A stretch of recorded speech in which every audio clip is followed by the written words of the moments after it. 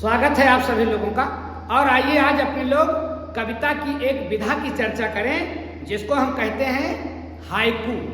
कविता लिखने की एक विधा है। क्या बोला जाता है? हाइकू। कविता लिखने की एक विधा जिसे बोलते हैं हाइकू। ये कविता लिखने की हाइकू कौन सी विधा है? भैया कविता लिखने की अलग अलग विधाएं हैं। पढ़ने वालों को कैसे मजा आए। कविता लिखने का क्या उद्देश्य होता है?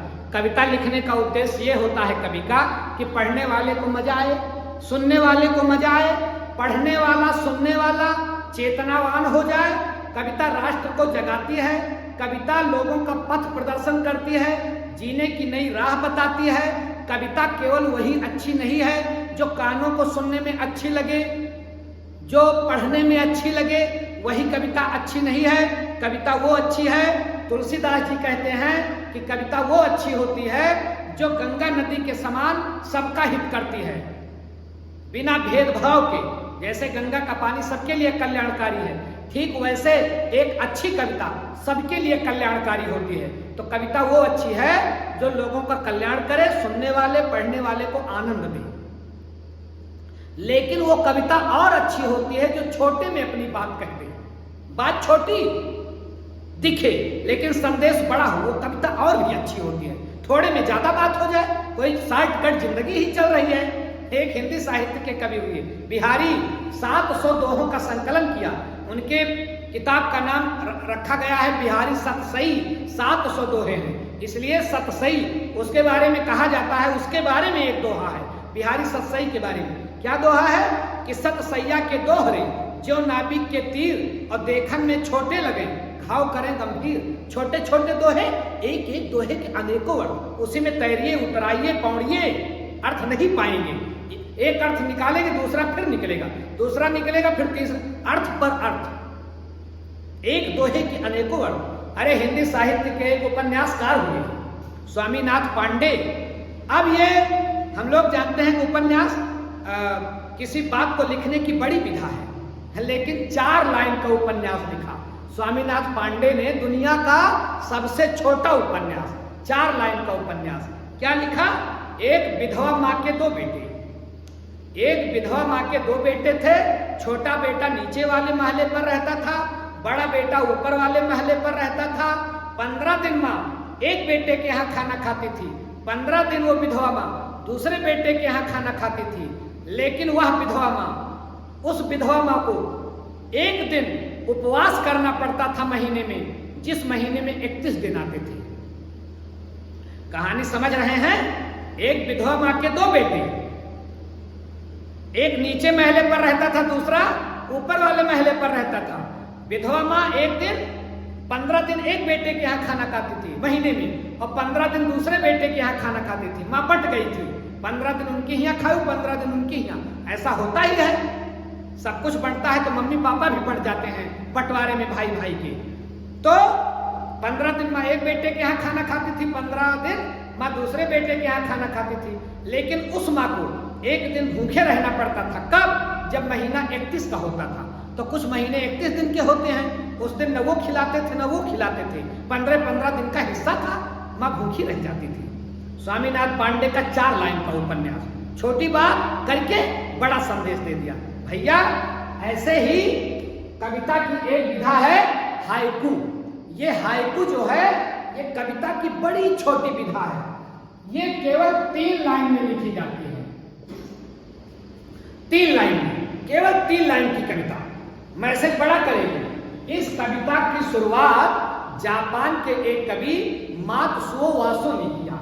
नाम इनका याद रखिएगा, मात्सुओ वासो ने इस हाइकू की शुरुआत की। इसमें केवल 3 लाइन होती है, और ये भी ध्यान रखेंगे कि ये साहब 17वीं शताब्दी के कवि हैं।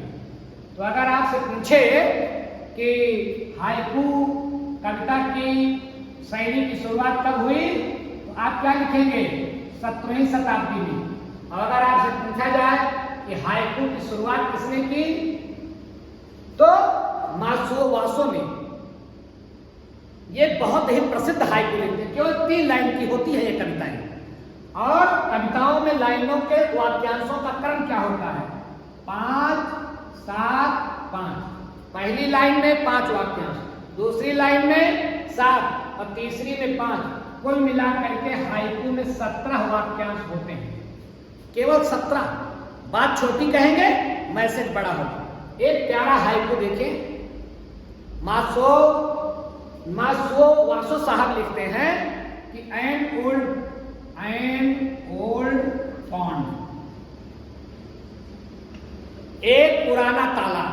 अब पुराना तालाब उतराइए, कितना पुराना तालाब प्रकृति का द्योतक है। एक पुराना तालाब और अफराग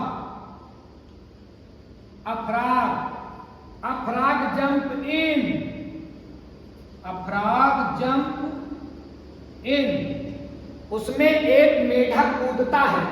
मेढक जंप इन, उसमें कूदता है। अब प्रकृति का द्योतक है, पुराना तालाब है, फ्रॉग छोटी सी हलचल है, उसमें कूदता है। परिणाम क्या निकलता है? The sound of water. पुराना तालाब है, मेढक कूदता है, पानी की आवाज होती है। 3 ही लाइन है, 3 लाइन है, लेकिन मैसेज आप इसी में तैरिए, उतराइए, गुड़िए, कई अर्थ लगाइए। 17 वाक्यांश के 1700 शब्द लिखिए। पुराना तालाब है, प्रकृति का द्योतक है, मेढक उसमें कूदता है, छोटी सी हलचल है और पानी में छलछल कलकल की आवाज आती है। मतलब छोटे से परिवर्तन से प्रकृति में उछाल आ सकता है, प्रकृति में परिवर्तन हो सकता है।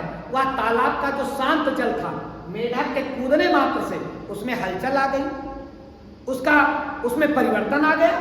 ठीक इसी प्रकार से प्रकृति शांत रहती है, लेकिन उसमें कोई छोटी सी हरकत की जाती है, प्रकृति अशांत हो जाती है। तो कविता छोटी लेकिन उसका संदेश बड़ा। यह कविता की विधा जो केवल 3 लाइन में लिखी जाए, जिसमें 5 7 5 का मीटर काम करे, उसको बोलते हैं हाइकू। और इसका लिखने का किसने जो है स्टार्ट किया? मासो वासो। तो मुझे लगता है आप समझ गए होंगे कि ये हाइकू क्या है।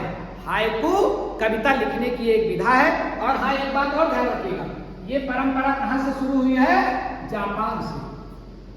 क्योंकि ये नाम तो आप देख ही रहे हैं, मासो वासो, ये जापानी नाम लग रहा है ना, ये जापानी कवि है। तो हाइकू की शुरुआत कहां हुई? जापान से। कब हुई? 17वीं शताब्दी में। मुझे लगता है कि आप समझ गए होंगे कि हाइकू क्या है।